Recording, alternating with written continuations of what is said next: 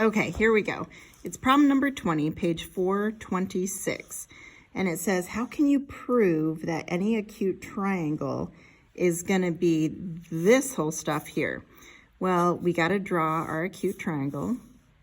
And we have to label the sides A, B, and C. A, B, and C. Across from the sides, you label the angles. That's angle A. Across from the side, that'd be angle C, and that would be angle B. Okay, so we have to work from what we know. We know that the Pythagorean theorem works for right triangles, but we don't have any right triangles here yet. If you draw your altitude, you get two awesome right triangles right there. And, but now we need to work with what we know is going on here. So we can call one length from here to here, X. We can call the altitude, Y. And then we can call this length, because this length right here is B all the way across, we can just say this is going to be B minus X, okay? And so now we have every single side of the triangle labeled. Now, one thing that we need to do is, what is the cosine of angle C?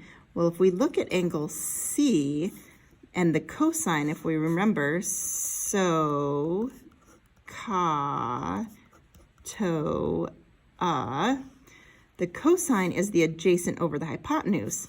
So the adjacent in this right triangle, because remember, our trig ratios only work with right triangles, is the X over the A. So I can say that this is X over A, which one thing that we should do with this before we move on is simplify it. So C squared equals A squared plus B squared minus 2 times AB times X over A. Well, remember, this is just like a denominator of 1. So we've got C squared equals A squared plus B squared minus 2ABX over A. Well, what's going to happen to the A's there? Gone. All right. So moving on, we know that we're going to be looking for a proof of 2bx minus 2bx. So this is what we're really looking to find if we simplify that cosine of C, cosine of angle C. So now, go from what we know. I have one triangle that's a right triangle. I have another triangle that's a right triangle. If we're trying to prove an acute triangle, we have to go from, we know right triangles, the Pythagorean theorem works. So for triangle 1, I set up y squared plus b minus x squared is equal to c squared. For triangle 2, I set up x squared plus y squared equals a squared, okay? And then I'm just going to simplify. I'm going to say y squared plus b squared minus 2bx plus x squared equals c squared. I just FOILed that, okay, to get this stuff here.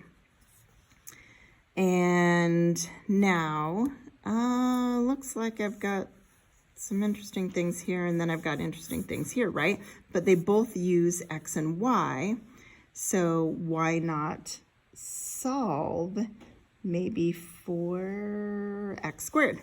So over here, I'm going to solve for x squared minus y squared minus y squared. I get x squared is equal to an a squared minus y squared. Now I know what x squared is, and I can substitute it right in for that.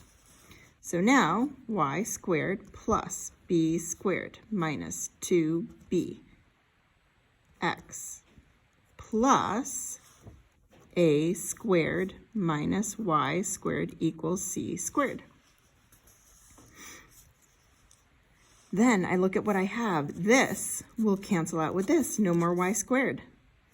Now I've got an a and a b, so a squared plus b squared minus 2bx equals c squared. And isn't this exactly what this was? We proved it. Woohoo!